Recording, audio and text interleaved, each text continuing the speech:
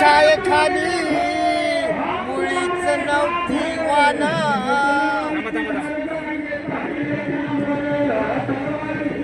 जरांगे पाटलाच्या छायेखाली मुळीच नाही वान आनंदाने नांदत आहेत हिंदू मुसलमान आनंदाने नांदत आहेत हिंदू मुसलमान जरांगे पाटलाच्या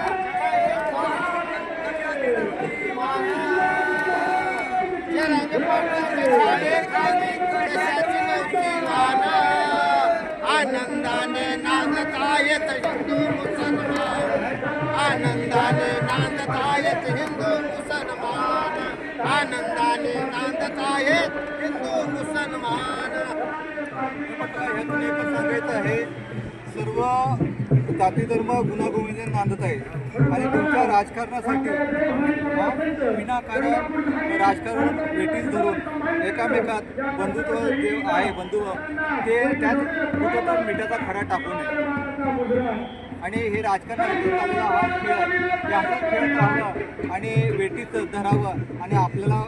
फक्त निवडून यायचं आहे मतदान घ्यायचं आहे आणि परत एकदा मुंबईच्या नवीन पॉईंटला आमदार निवासात आम्ही इकडे झोपा काढणार हां आणि तुम्ही इकडे शेतकऱ्यांनी आत्महत्या करा आणि नंतर आम्ही तुम्हाला अनुदान देण्यासाठी मग वेगवेगळे आयोग स्थापन करू आम्ही हे करू ते कायदा दाखवू अमुक कायदा दाखवू कायदा हा शेतकऱ्यांना समजत नाही त्यांना कायदे दाखवू नका आपल्या शेतकरी आजोबाला वडिलाला मुंबईच कुठे हेच माहीत नव्हतं मुंबईला यायचं म्हणजे कोण्या कुठून यायचं कसं जायचं हेच माहीत नव्हतं तरी जरांगे पाटलामुळं मुंबईतील लोकांना पाहण्यात आले कारण तिचं आरक्षण म्हणजे जरांगे पाटलाच्या कायद्यामुळे जरांगे पाटलाला माहिती असतं किंवा आपण कुठे असताना सुद्धा आपल्याला हे शासन कुणबी म्हणजे काय शेतकरी मराठी भाषेत शेतकऱ्याला कुणबी म्हणतात हे सर्वसामान्य आहे तुम्ही कसले कायदे दाखवता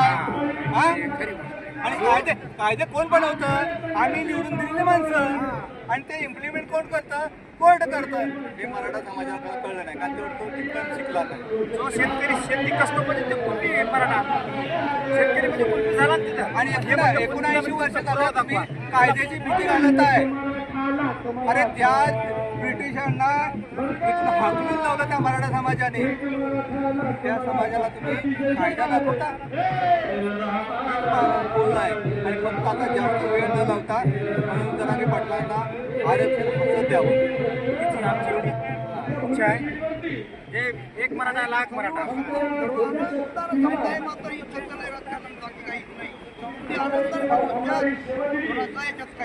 छत्रपती शिवाजी महाराज की जय बरं दादा